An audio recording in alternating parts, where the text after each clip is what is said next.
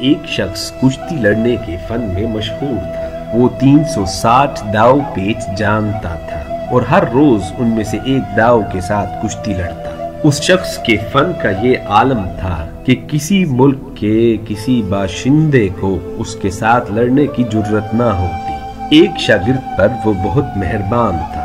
اس نے اس شاگرد کو 359 داؤ سکھا دیے، صرف ایک داؤ اپنے پاس رکھا۔ وہ نوجوان جو کہ اس کا شاگرد تھا کچھ عرصے میں بہت زبردست پہلوان بن گیا اور اپنے استاد کے نقش قدم پر چلتے ہوئے ایسی شہرت حاصل کی کہ کسی ملک کے کسی باشندے کو اس پہلوان سے مقابلہ کرنے کی جرت نہ ہوتی۔ ایک دفعہ اس نوجوان نے اپنی طاقت کے نشے میں بادشاہ وقت سے کہا کہ استاد کو مجھ پر جو فوقیت حاصل ہے وہ اس کی بزرگی اور تربیت کے حق کی وجہ سے ہے، ورنہ قوت و فن میں کسی صورت استاد سے کم نہیں ہوں۔ بادشاہ وقت کو اس کی یہ متکبرانہ گفتگو پسند نہ آئی۔ اس نے استاد اور شاگرد میں مقابلے کا حکم دے دیا۔ اس مقابلے کے لیے کئی ممالک میں پیغامات بھیجے گئے اور شاہانہ انتظامات کیے گئے۔ دنیا کے کئی ممالک سے بادشاہان، عہدیداران اور سفیر اس مقابلے کو دیکھنے کے لیے جمع ہوئے۔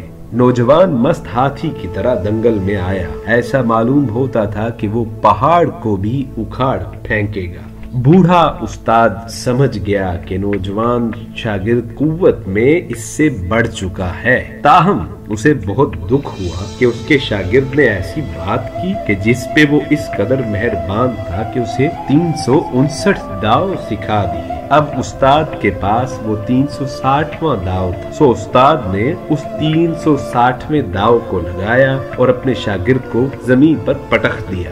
شاگرد پھر اٹھا، دوبارہ استاد نے وہی داؤ لگایا، تیسری بار پھر وہی داؤ لگایا۔ اب استاد جیت چکا تھا، ہر طرف واہ واہ کا شور مچ چکا تھا۔ بادشاہ وقت نے استاد کو بیش بہا خلعت اور انعامات سے سرفراز کیا اور اس نوجوان کو لعنت و ملامت کی کہ تو نے اپنے محسن استاد سے مقابلہ کیا اور ذلیل ہوا۔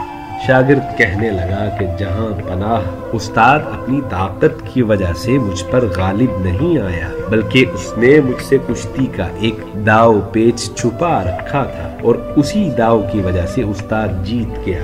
بادشاہ کہنے لگا، ارے او ذلیل و رسوا، استاد ہوتے ہیں۔ اس واقعہ سے ہمیں یہ سبق حاصل ہوتا ہے کہ اساتذہ کی قدر کرنی چاہیے۔ آپ کسی درجے پہ پہنچ جائیں، اساتذہ کا احترام آپ پہ لازم ہے، سو اپنے اساتذہ کی قدر کیجئے، ان کا احترام کیجئے اور کسی صورت بھی ان سے اپنا موازنہ نہ کیجئے کہ اچھے لوگوں کا طریق یہی ہے کہ وہ اپنے اساتذہ کی دل و جان سے تکریم کرتے ہیں، عزت کرتے ہیں۔ اللہ پاک ہمیں اپنے اساتذہ کی، بڑوں کی عزت کرنے کی توفیق عطا فرمائے، آمین۔